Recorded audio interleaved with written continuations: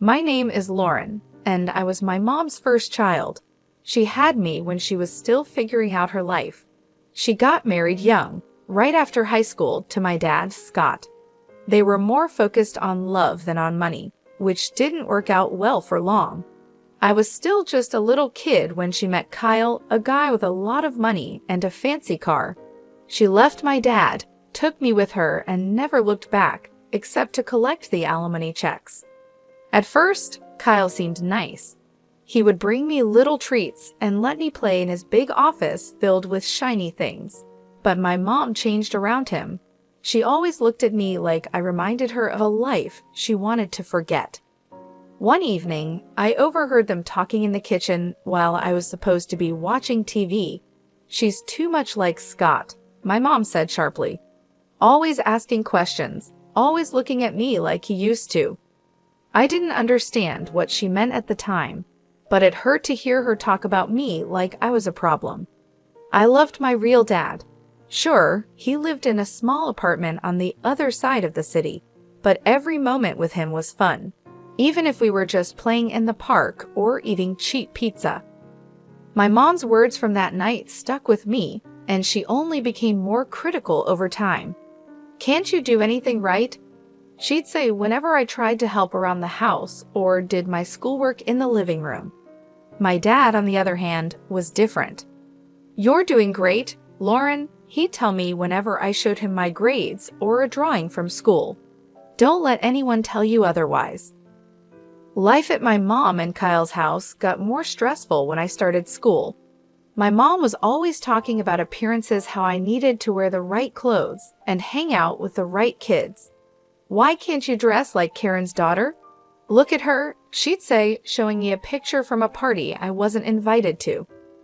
One day, after she scolded me for tracking mud into the hallway, I finally snapped back. At least Dad doesn't yell about a bit of dirt. The slap came fast, her hand stinging my cheek before I knew it.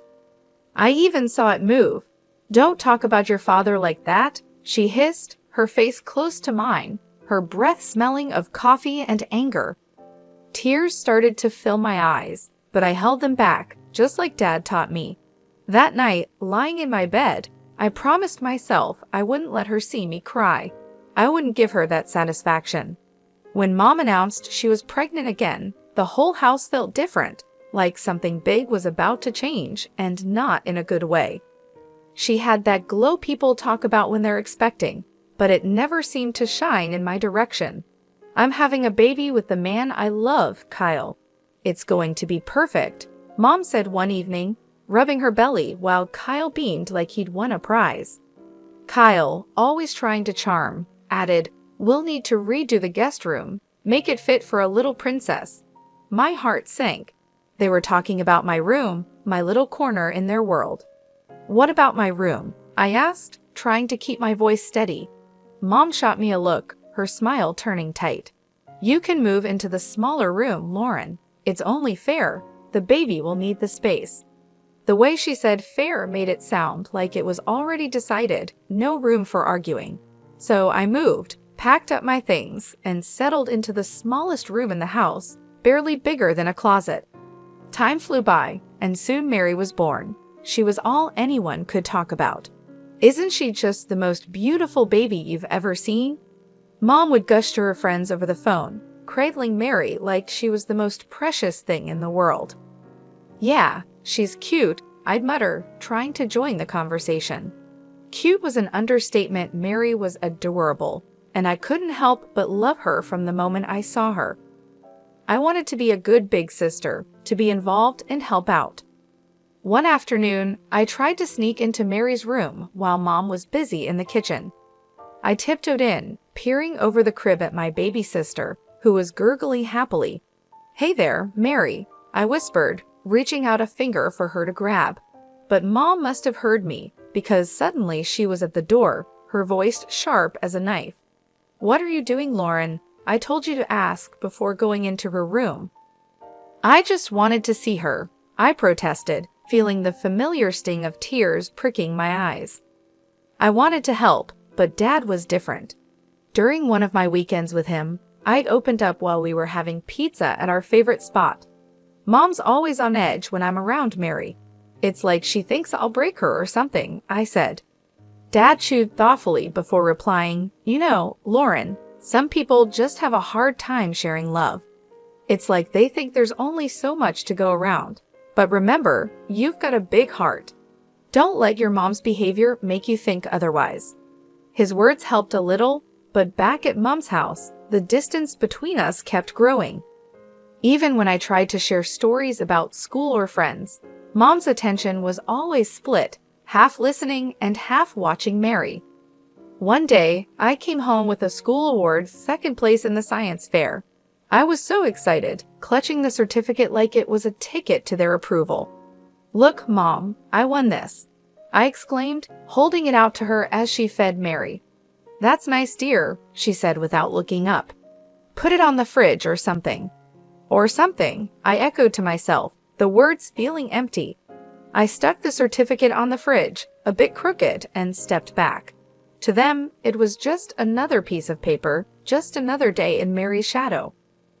By the time I reached high school, things were pretty rough at home. Between Mom's cold shoulders and Kyle's indifference, I felt more like a guest than a part of the family. It was around then that the bomb-dropped Mom decided it was time for me to live with Dad permanently. The day she told me, we were having dinner.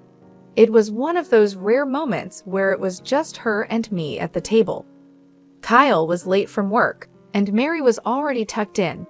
Lauren, we need to talk about your future, Mom started, pushing her food around her plate with a fork. There was no warmth in her voice, just a cold, businesslike tone that immediately made me nervous. What about it? I asked, trying to sound casual, but my heart was racing. We've been discussing things, and we think it's best if you move in with your father. With the new baby coming, things here are, well, they're complicated. I almost choked on my water. Move in with Dad. But why? I thought everything was fine here. Mom sighed, a sound full of impatience. Look, Lauren, you're not a child anymore. You need your own space, and we can't provide that here, not with the new situation. It's cramped, and frankly, the financial burden is more than we expected. It's better for everyone this way. I pushed my plate away, no longer hungry. And what about school? My friends? You can go to a new school, make new friends, she said, as if it were that simple, as if my life could be easily replaced. It felt like I had to erase my life and start over without any trouble. The next few weeks were a blur as I packed up my things, my whole world shrinking into boxes, books, clothes, and the few keepsakes that meant something to me. Kyle barely said goodbye, and Mary, too young to understand, gave me a confused hug. Moving day was tough. Dad lived on the other side of town in a small apartment. It was clean but cluttered with memories of a life paused since Mom left him. He was standing there waiting for me with open arms and a worried smile when I arrived. The apartment was nothing like the house I grew up in. My new room was half the size of my old one, with walls that needed paint and a window that looked out at a brick wall. But it was quiet, and Dad was trying his best to make it feel like home. The first day at the new school was rough. As I walked down the crowded hallways, I could feel the stares and hear the whispers. That's the new girl, they'd say, as if I were some kind of oddity. In class, I kept to myself, doodling in my notebook and trying to block out the murmurs.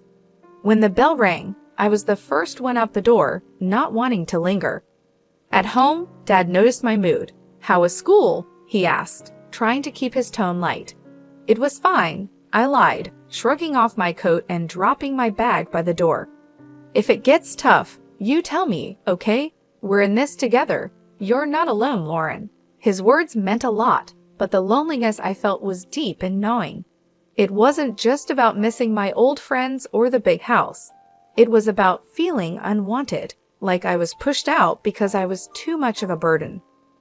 Adjusting to life at Dad's wasn't easy, but I quickly realized that if I didn't pull myself together, things would only get worse. One morning, I woke up, looked around my cramped room, and decided it was time to take charge of my life. No one else is going to do it for me, I muttered under my breath. Dad noticed the change in me almost immediately. Over breakfast one day, He looked up from his coffee and said, "You're looking more determined these days, Lauren. What's on your mind?" I stirred my cereal, thinking about how to put it into words. "I want to make something of myself, Dad. I don't want to end up stuck, you know." He nodded, a serious look crossing his face. "I hear you, kiddo. So what's the plan?" "That scholarship, the big one for the top students, I'm going to get it," I declared, more to convince myself than him. Dad's smile was all the encouragement I needed. I needed that scholarship, and if anyone could get it, it was me. Dad said, "Just tell me what you need from me." School was tough, with long hours spent catching up and even longer evenings buried in books. My teachers noticed the change. Even the tough ones seemed to respect how hard I was working. Mr. Jeremy, my math teacher, kept me after class one day. "Lauren, your work has improved a lot.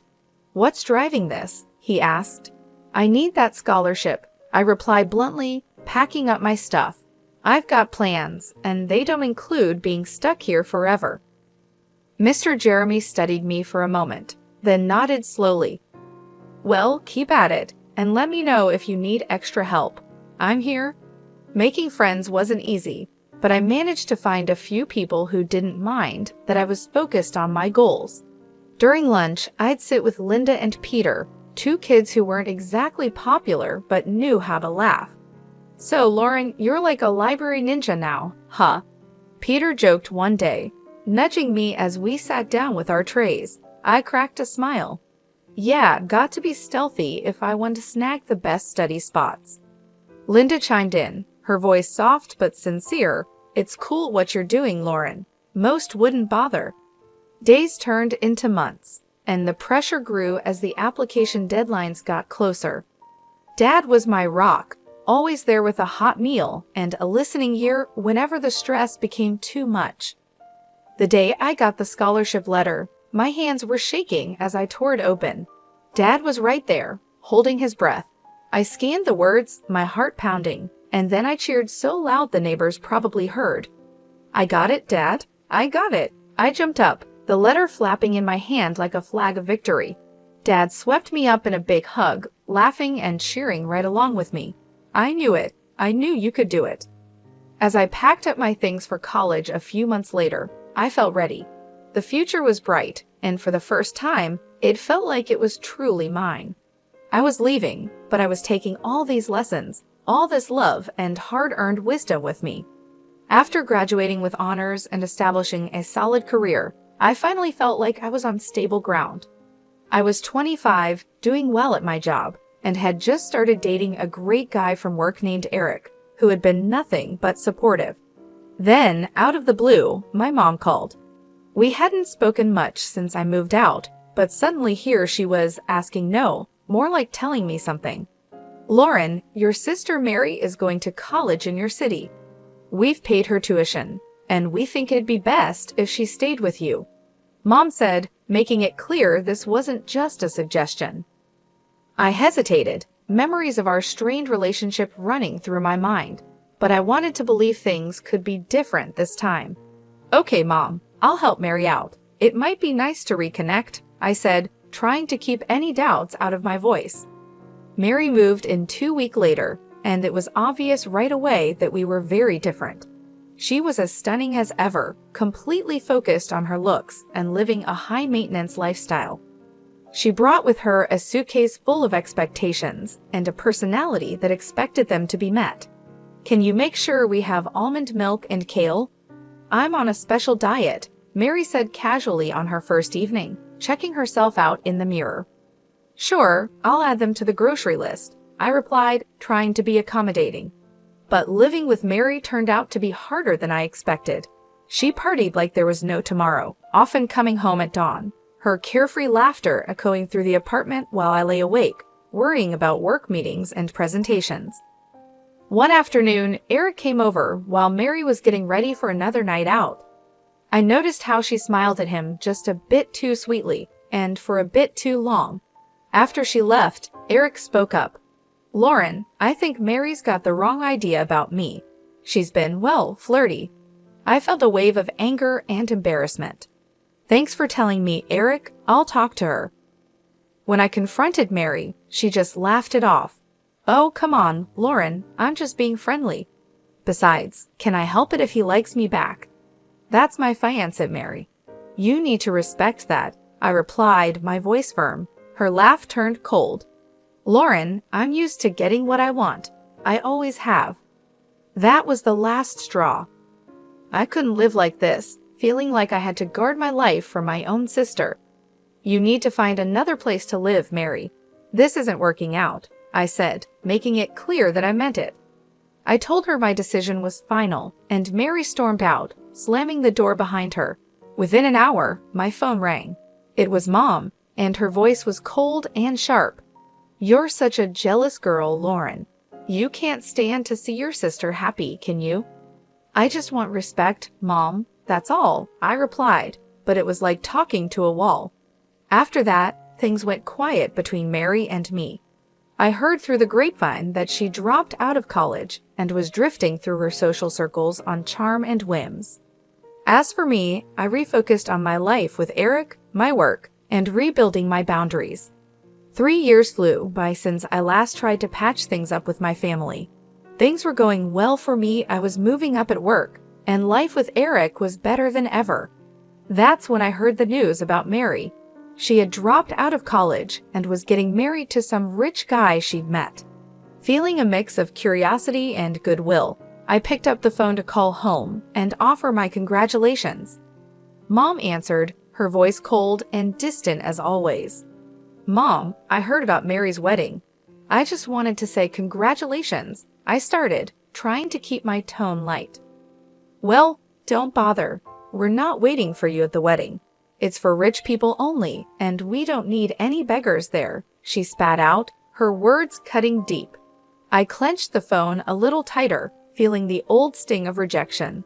Really, Mom, that's how you're going to be. What did you expect, Lauren? You've always been the difficult one. Just stay away, she said before hanging up. I stood there, phone in hand, the dial tone echoing in my ear. The hurt was real, but I wasn't going to let it ruin me.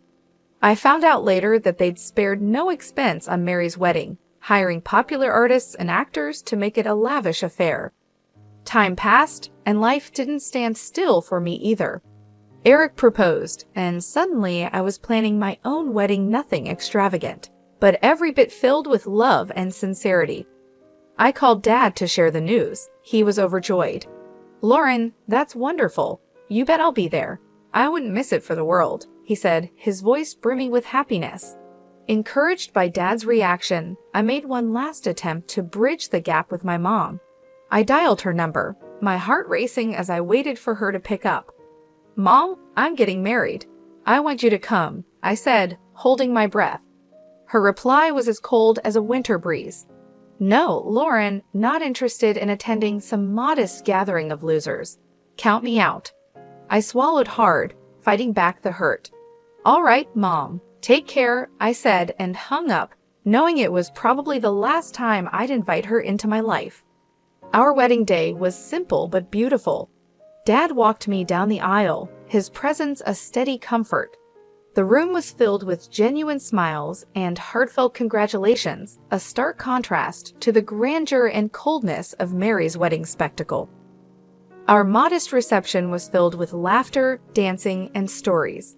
Eric and I mingled with friends and family who loved us for who we were, not for money or status. Life was going well, and Eric and I were thrilled to be expecting our first child. Then one ordinary afternoon, my phone rang, and the voice on the other end turned my day upside down. It was Mom, and she wasn't calling to congratulate me. Lauren, you have to take us in. We're desperate, she blurted out without even a hello. Mom, what's going on?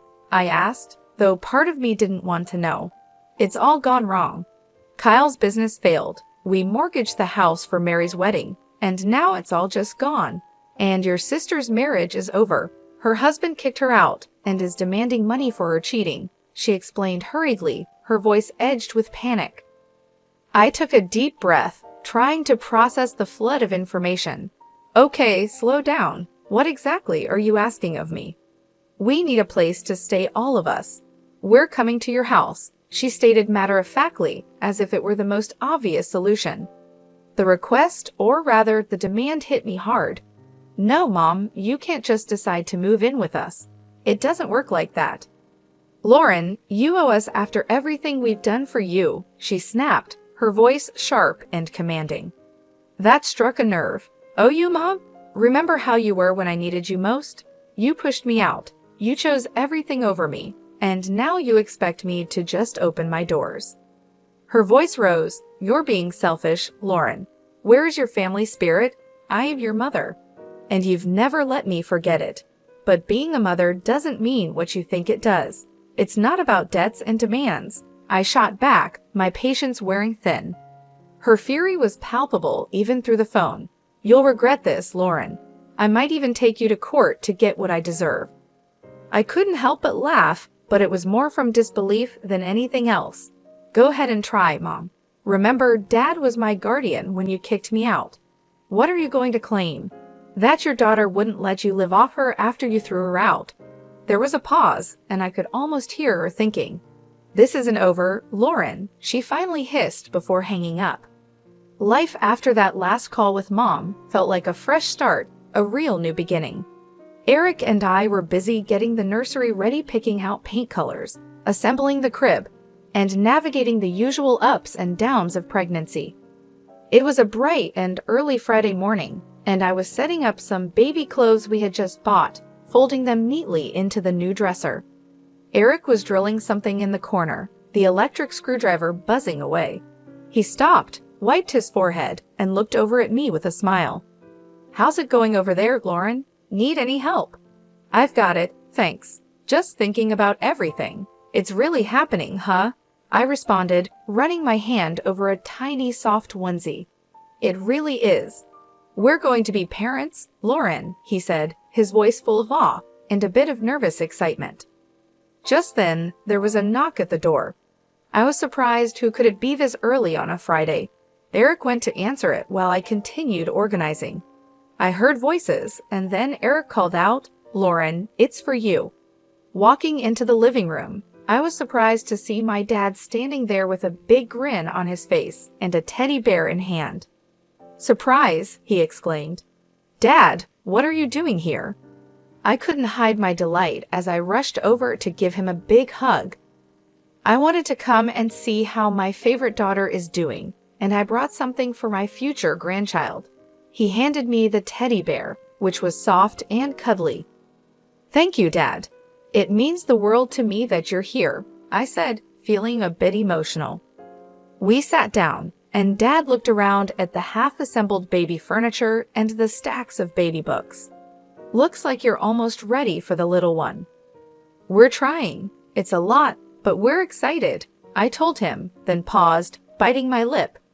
Dad, I had another call with Mom. It didn't go well. Dad's expression turned serious. I heard about it from your mom. She wasn't too pleased, was she? No, she wasn't. But Dad, I stood my ground. I had to for me, for Eric, and for the baby. We need peace here. I said firmly. The day passed with us sharing stories, Dad giving us some unsolicited but funny parenting advice, and just enjoying being together. It was a good day. One of those days you know you'll look back on fondly. As the sun set, painting the sky in shades of orange and pink, Eric, Dad, and I sat on the porch, a gentle breeze rustling the leaves. Eric put his arm around me, and I leaned into him. Despite everything with Mom and all the drama, I feel lucky. We have each other, and we're about to start this amazing new chapter. I have a feeling it's going to be great, I said, looking out at the fading light. Eric kissed the top of my head. It will be. We've got this, Lauren. As night fell and Dad said his goodbyes, I felt a deep sense of contentment and readiness for what was to come. The challenges with my mom and the uncertainty of new beginnings had been tough, but they led me here, to this moment, surrounded by love and support.